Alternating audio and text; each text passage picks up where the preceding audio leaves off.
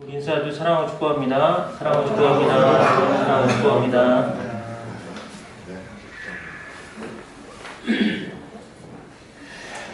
예, 오늘은 절대 빠지지 말라고 했는데 절대 안 빠지셔서 감사하고요. 예. 오늘 말씀은요, 이제 예수님께서 예루살렘 입성하십니다. 네. 여러분이 이 요한복음 12장을 대하면서 가져야 될 게 뭐냐면 The time of God, 하나님의 시간, 이것이 중요하다는 겁니다. 하나님께서 창세 이래로 한 채 오차 없는 시간을 정하셨죠. 그리고 정하신 때에 이 모든 것들이 다 이루어졌습니다. 말세를 살고 있는 이 세상을 누리는 자들에게는 그게 두려움일 수 있어요.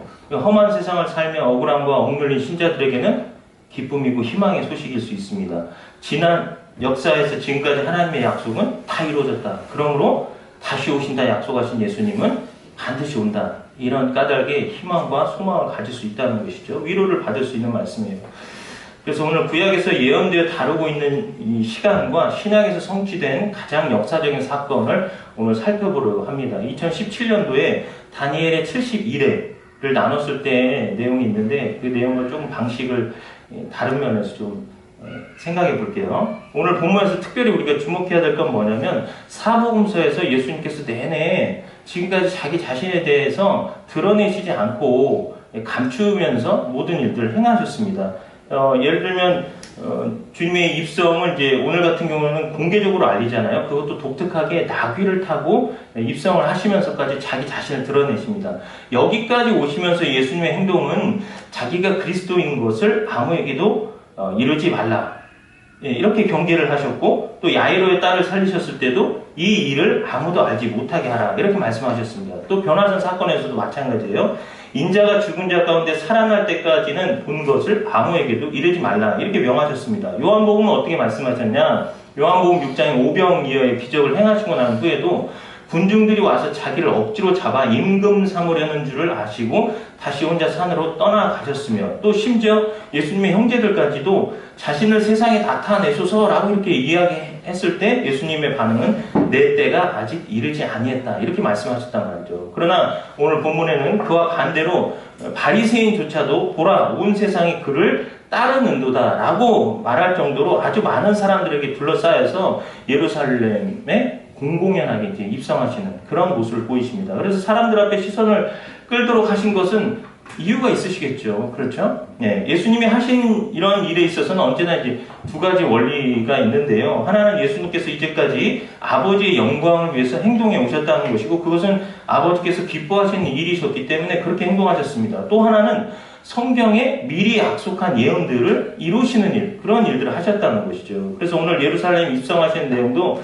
이 크게 두 가지 원리에서 벗어나지 않는다 하는 것을 우리가 생각할 수 있습니다. 사복음서에 다 기록된 사건이 그렇게 많지는 않습니다. 그 중에 하나가 오늘 이 사건인데 복음서 기자들의 생각에도 이러한 부분들이 다 중요하니까 다 기록하지 않았겠어요? 물론 이것은 성령님께서 감동하신 건데 그만큼 의미가 있다는 것을 우리가 생각하고 이 예루살렘 입성하신 부분에 대해서는 여러분들이 깊이 생각하실 필요가 있다는 것을 기억하시기 바랍니다.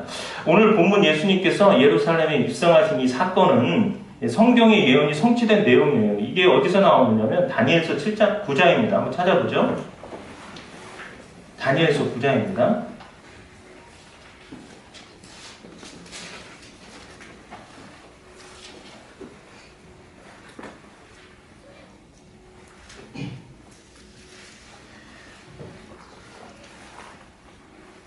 다니엘서 9장 24절에서 27절에 기록된 내용을 이 시대적 배경으로 하고 있는데 찾으셨죠?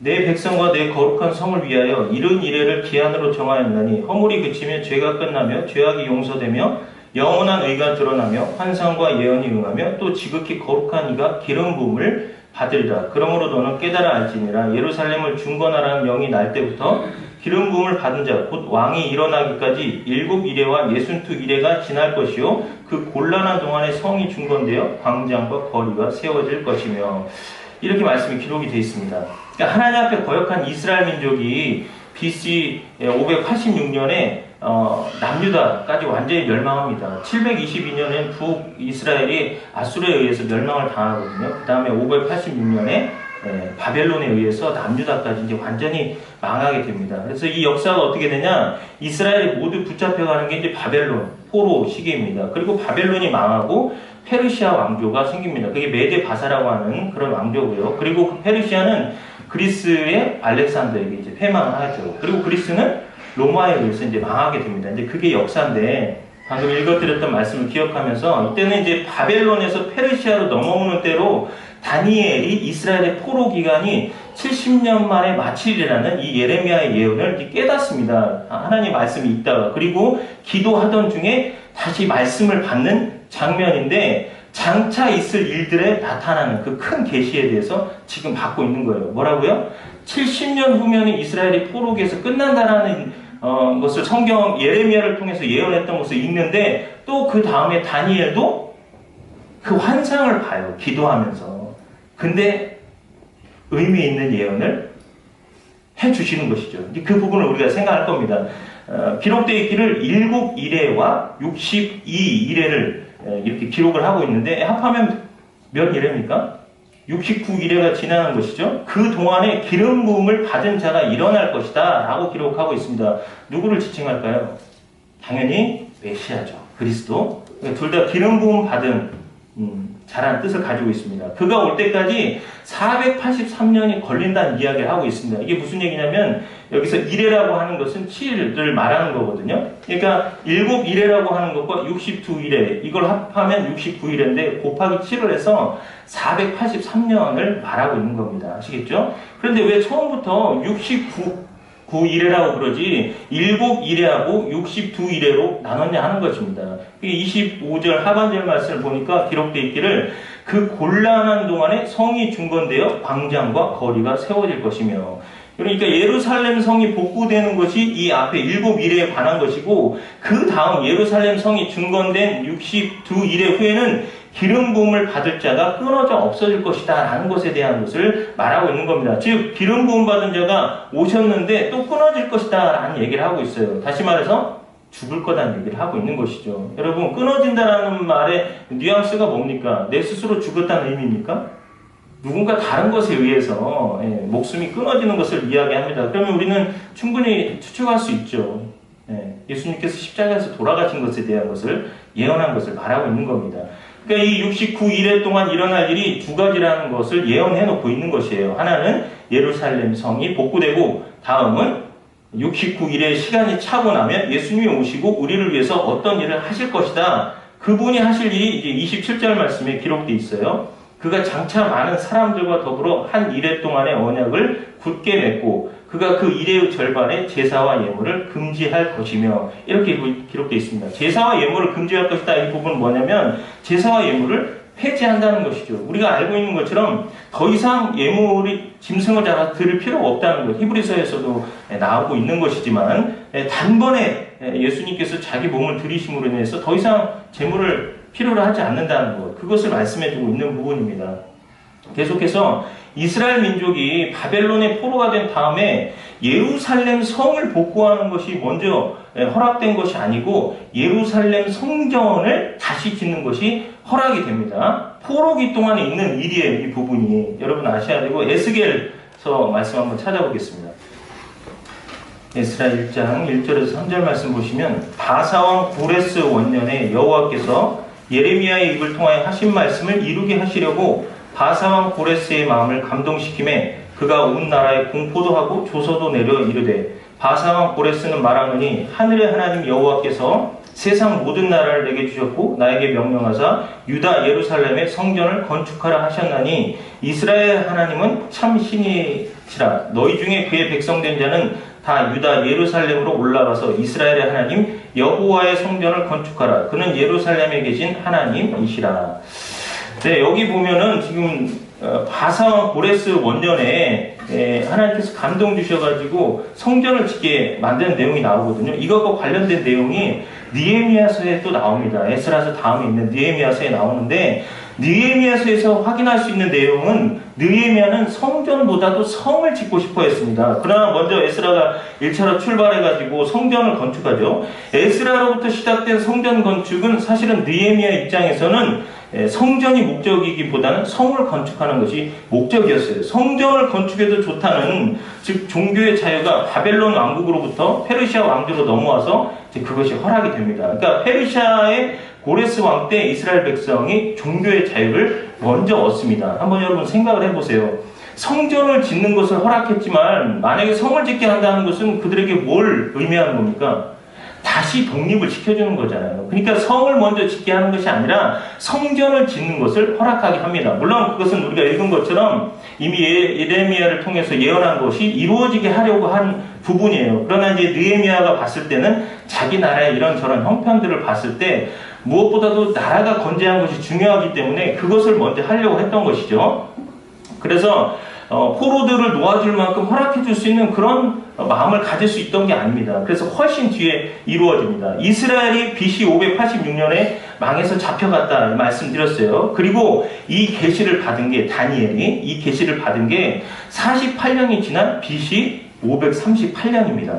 예수님이 지금 예루살렘 성에 입성하시는 것은 대략 예수님이 이제 AD 33년경으로 우리는 이제 생각을 하잖아요. 그러면 AD 30년 근처여야 됩니다. 지금 이 계시를 받은 때가 BC 538년이니까 아직 시간이 멀었죠. 그리고 시간의 차이가 있습니다. 다니엘서 9장 25절에서는 7이레와 62이레가 먼저 얘기된 것을 여러분이 기억을 하셔야 되고 483년과는 차이가 있다는 것을 생각을 하셔야 돼요. 그러니까 날짜상에 굉장히 좀 차이가 많이 나는 것이죠. 예루살렘 성의 건축에 대해서 허락받는 것은 말씀드린 대로 느헤미야서 2장에 나오는데 느헤미야 1, 2장을 다 읽기에는 시간이 좀 버겁습니다. 여러분이 꼭 읽어보시고 이 날짜에 대해서 어떻게 기록이 되어 있냐면 1장에 페르시아 아닥사스다 왕 20년 기슬르월에 느헤미야가 사로잡힘을 면하고 남아있는 유대인들에게 예루살렘의 형편을 물어봅니다. 야, 지금 예루살렘 성전이 어떻게 됐냐 물어보니까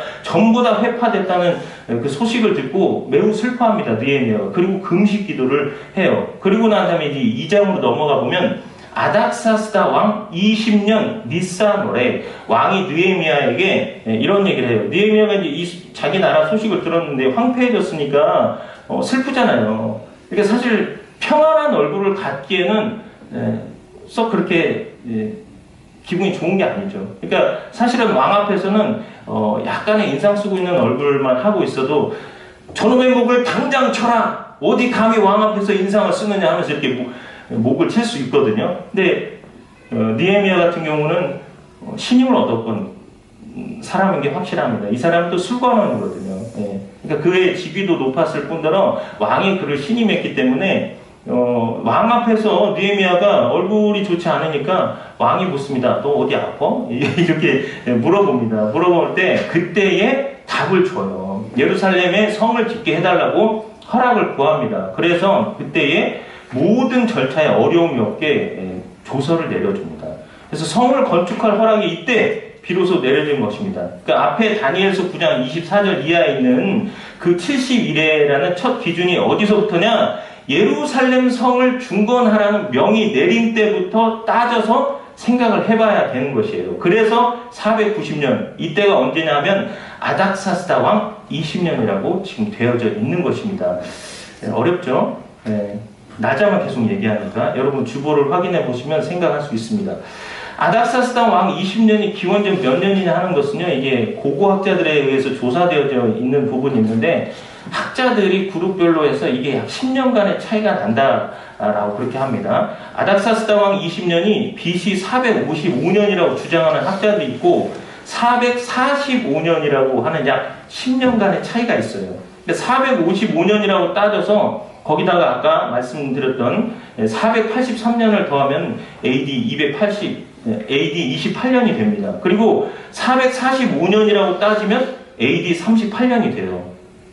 그래서 예수님께서 지금 예루살렘 성에 입성하신 때를 33년쯤으로 보면 이 기간이 플러스 마이너스 약 5년 차이가 납니다. 이게. 그러면 여러분이 생각했을 때 고고학자들이 이야기했던 내용을 여러분이 따르겠습니까? 아니면 성경이 이야기하고 있는 것을 따르겠습니까? 당연히 성경이 말씀하고 있는 것을 따라야죠. 고고학자들이 뭔가를 발견해서 했다 하더라도 제가 여러분에게 2017년도에 다니엘 71회를 얘기하면서 구약이 4000년이고 신약은 당시로 2017년도, 그러니까 합치면 언제예요? 6017년이라는 것을 말씀드렸어요. 그러면서 이스라엘이 가지고 있는 사상 중에 그들이 기다리는 메시아가 언제 오느냐? 6000년이 차면 오고 이 세상은 다 끝난다라는 말씀을 드렸어요. 그러면 계산을 해보니까 이스라엘은 6000년이 되면은 메시아가 오는데 이미 어때요? 구약이 4000년과 신약이 2017년도니까 6017이면은 이게 말이 안 되잖아요. 그쵸? 예. 그러니까 제가 놓친 것이 하나 있는데 이스라엘이 지금으로 보면 5779년입니다. 이제 9월과 10월이 되면은 5780년이 되는 것인데 그 기준이 어느 때냐 하는 것을 제가 놓쳤어요. 창조 때부터 시간을 그들이 말하는 것이 아니고 바로 여호와께서 이스라엘을 출애굽시키면서 여호와께서 애굽 땅에서 모세와 아론에게 일러 말씀하시되 이달을 너희에게 달의 시작 곧 해의 첫 달이 되게 하고 라고 말씀하신 때를 기준으로 해서 계산을 해야 되는 겁니다. 이해하시겠죠? 네. 그러니까 창조 때부터 그 시간은 이스라엘 백성들도 몰라요. 그러나 출애굽하면서 6월절을 그달의 첫 해의 시작으로 삼으라고 했기 때문에 아직까지 그들은 5779년도이다 하는 것이죠. 그래서 그 시간이 어느 때부터 따지는 것인가 하는 것이 중요한 것입니다. 그러니까 아까 71회라는 첫 기준도 예루살렘 성을 중건하라라고 명이 떨어졌을 때부터 시간을 계산해야만 맞다 하는 것입니다.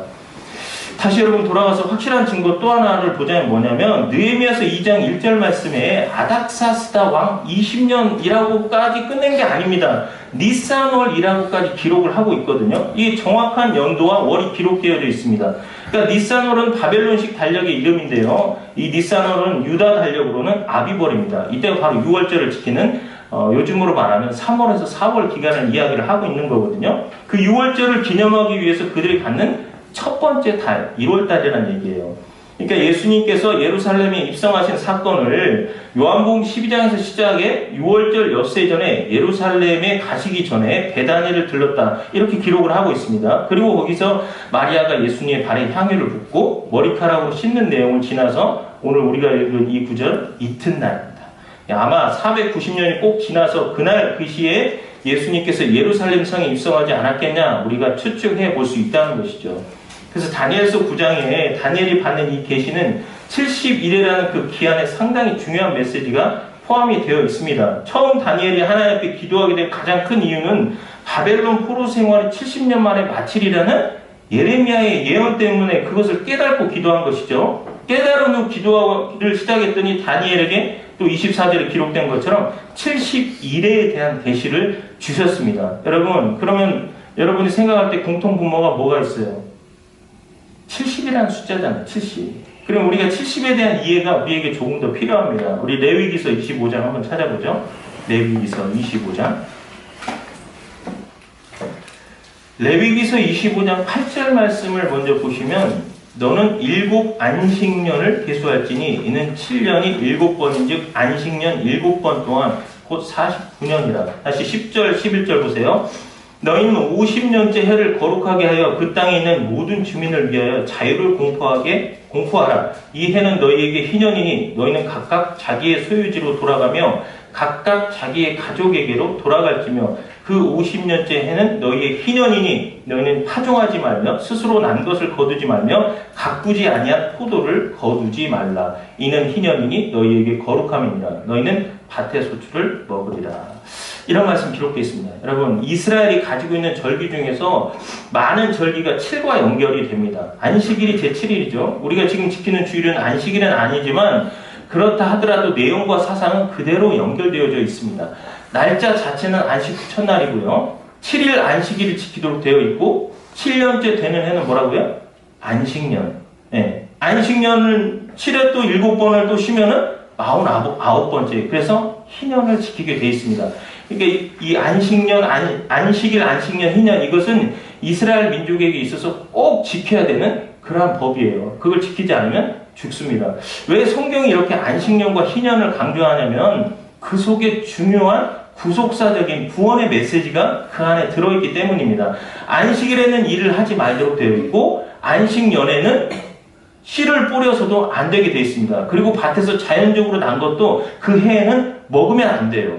뜻이 있기 때문에 그렇습니다. 하나님께서 이스라엘 백성을 구원하시는 것은 그들이 노력하였거나 그들이 원인이 된 어떤 결과를 가질 수 있는 존재들이 아니다라는 것을 알게 해주려고 그런 겁니다. 그러니까 그들은 그 결과를 만들어낼 만한 어떤 능력도 없고 가꿀 능력도 없는 자들인데 그럼에도 불구하고 하나님께서 그들을 그 결과에 이르게 하신 것, 얻어낼 수 있다는 것이죠. 자기들 스스로가 한 것이 아니지만 하나님께서 그 일들을 해주신 것을 우리가 먹을 수 있는 존재구나라는 것을 알게 하기 위한 것입니다. 그래서 그 거대한 은혜의 구원, 사랑의 구원의 메시지를 절기화시켜서 성경은 지금 우리에게 가르쳐주고 있다는 겁니다. 그래서 그것을 합친 50년이 되면 그것을 더 확증하기 위해서 희년만 되면 내가 누구에게 무엇을 꾸어주거나 전당 잡힌 물건 이런 모든 것들은 다시 돌려줘야 됐습니다. 그래서 이스라엘 백성들은 땅을 사고 팔 때 끝까지 남의 소유를 사고 팔 수가 없었어요. 사람마저도 사고 파는데 이때가 되면 다 자유하게 됐습니다. 이 말씀을 들으실 때 나도 지금 빚이 좀 많은데 희년이 되면 다 자유로울 수 있겠구나 이런 생각하십니까? 네. 여하튼 이러한 것이 갖는 의미는 나는 이 백성의 조건이나 능력이나 반응에 의해서 구원하는 자가 아니라 내 성실과 내 긍휼과 내 사랑을 인해서 구원하기로 약속했다 하는 것을 우리에게 보여주고 계시다 하는 것입니다. 다시 우리 다니엘서 9장으로 돌아가서 생각해 볼게요. 다니엘이 그 포로된 나라에서 하나님께서 예레미야를 통해서 너희 포로된 것이 70년 만에 마치리라 이 말을 듣고 깨달은 바가 나오잖아요. 횟수로 70년이면 안식년을 몇 번 지냈을 것 같아요? 7년에 한 번이니까 10번 지낸 거잖아요. 10번. 그렇죠? 예. 수학을 잘하는 분도 성경 얘기하면 이게 잘 계산이 안 돼요. 그렇죠? 예, 이게 익숙하지 않기 때문에 그래요. 예. 그리고 지금 어때요? 포로로 잡혀가는 상태니까. 지금은 이스라엘 백성이 포로가 되었기 때문에 예루살렘은 황폐한 상태입니다. 무슨 얘기냐? 매년 황폐한 상태라는 거예요. 매년. 매년 그러면 안식년이다 한 얘기를 하고 있는 겁니다. 안식년은 자기 땅에 있을 때 7년에 한 번이지만 포로로 자기 땅에 없기 때문에 땅이 황폐한 채로 있잖아요. 누가 가꾸고 있지 않으니까. 그러니까 어때요? 7년에 한 번이지만 사실은 계속 쉬고 있으니까 70년째 계속 쉬고 있는 거잖아요. 그러니까 70년 곱하기 또 7을 하기 때문에 뭐예요? 490년이 되는 겁니다. 그러니까 이때도 희년의 개념이 적용되고 있다는 것이죠. 이걸 이해하셔야 돼요.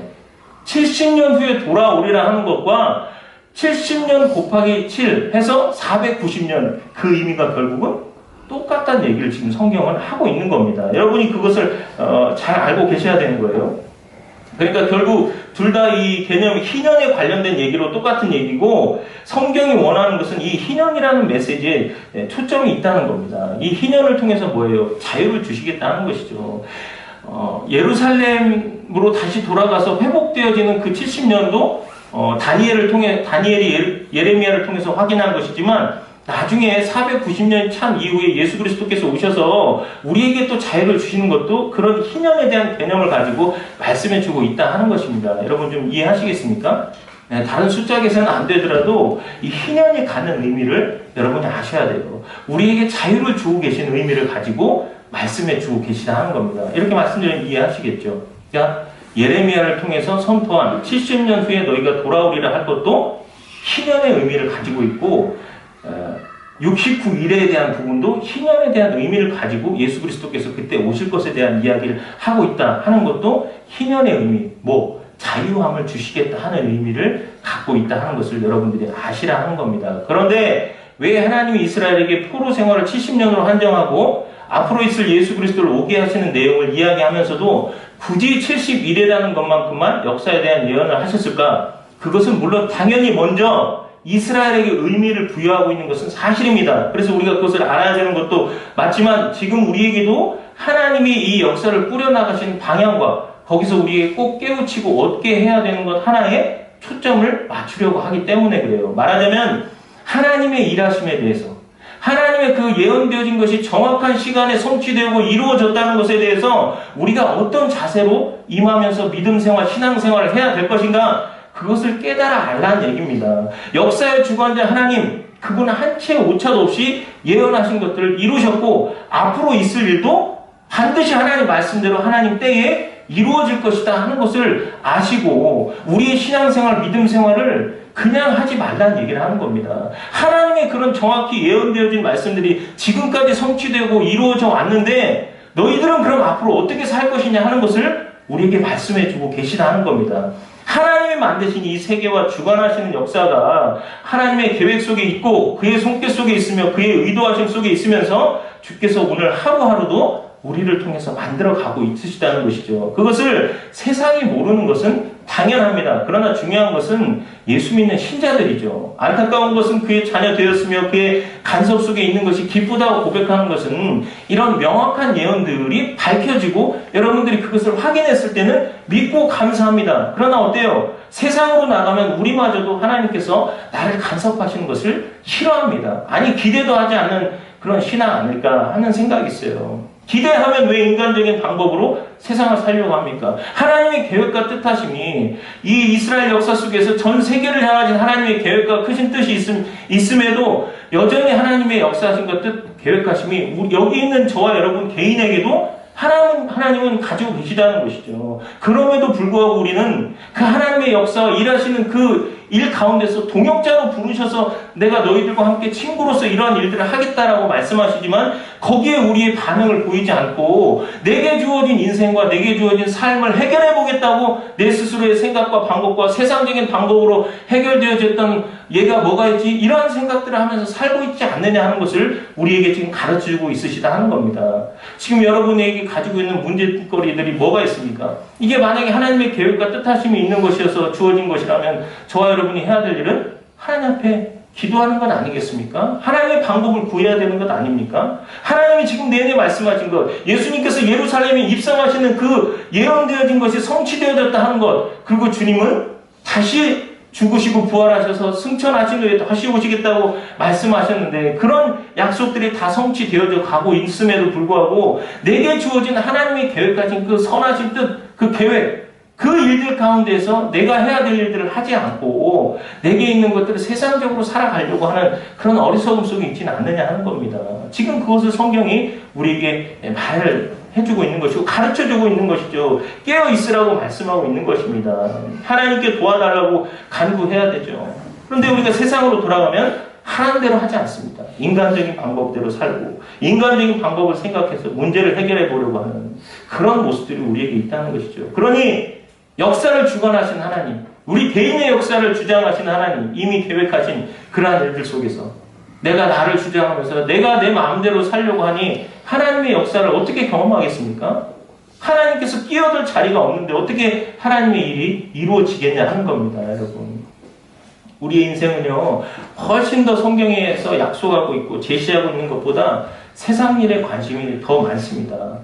여러분, 성경에서 사실 사는 것 자체를 죄악시하는 예는 없습니다. 왜? 세상이라는 것은 하나님이 맡긴 우리의 일터이기 때문에 그래요. 그러나 거기에서의 삶의 원리가 여러분에겐 뭐냐는 것이죠. 여러분이 살고 있는 삶의 원리, 살아가면서 내가 무엇을 목표로 하면서 살고 있느냐 하는 겁니다.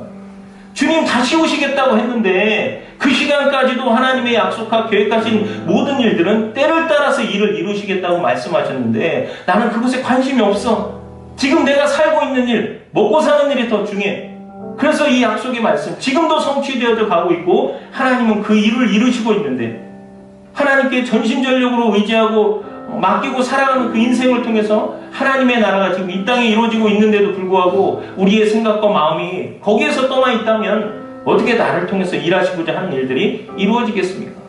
더더군다나 하나님을 우리가 만날 수 없다는 거예요. 여러분 착각하지 마십시오. 나를 통해서 이루어져야 될 일이 내가 안 한다고 하나님의 일이 안 이루어질 것 같습니까? 다른 사람 통해서 이루어지는 겁니다. 그게 가장 안타까운 것이죠. 여러분 놓치지 않으셨으면 좋겠어요. 내가 하나님께 드려지는 것, 자원함을 하나님은 더 기뻐하시는 것이고 억지로나 부담감으로 하지 말라 말씀하시는 그런 부분들 자원하는 마음으로 하시란 말이에요. 자원하는 마음. 지금 여러분을 통해서 하시고자 하는 하나님의 일들이 얼마나 큰지를 돌아보셔야 됩니다. 생각하셔야 됩니다. 오늘도 하나님 나는 죽겠습니다. 그게 내가 가지고 있는 내가 만든 문제인지 돌아보십시오. 하나님은 우리 죽이려고 선택하지 않으셨어요.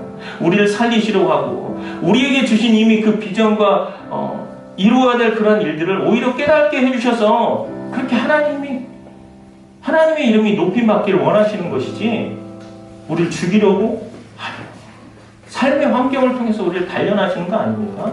그런데 그때 우리의 생각과 세상적인 방법을 동원하려고 하는 그런 생각으로 살아간다면 어떻게 하나님의 일이 이루어지겠냐는 것이죠. 여러분, 앞서 말씀드린 날짜에 대한 이런 개념들 다시 돌려보세요. 보시면 확인할 수 있으니까. 그러나 여러분 잊지 마십시오. 하나님의 때라는 거. 정확한 시간에 이루어지는 일. 우리를 통해서도 정확히 그 시간에 이루어져야 될 일들이 있습니다. 그걸 이루어 드리는 게 우리의 사명이 되어져야 되지 않겠습니까? 여러분 꼭 잊지 마십시오. 우리는 너무 막연하게 살고 있지 않는지 돌아보십시오. 나는 믿으니까 이런 말 하지 마십시오. 믿는 자의 삶은 말이 아닌 말씀에 합당한 행동입니다. 마지막으로 말씀하는 구절 찾아보죠. 디모데후서 4장입니다.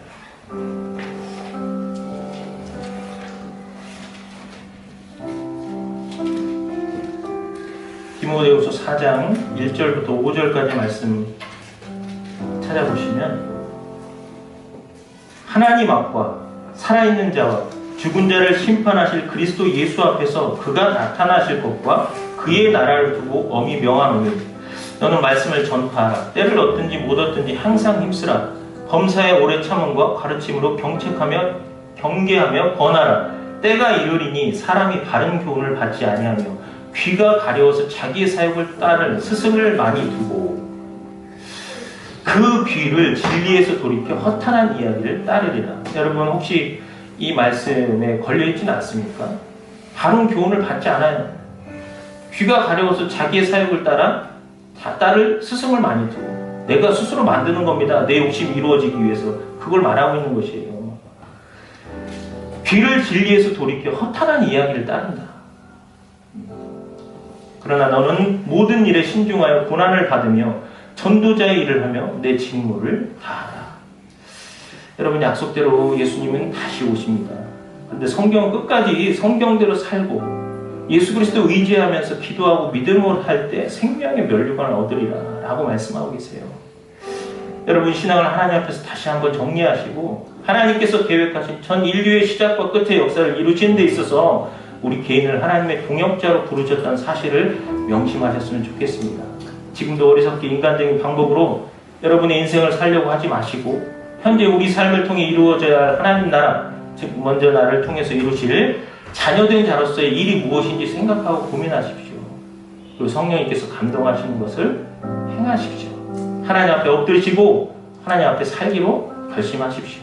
성경이 하라는 것을 온전히 준행함으로 여러분의 인생에 하나님 아버지께서 준비해 주신 축복들을 다 받아 누리십시오. 아멘. 우리 함께 찬양 드릴까요?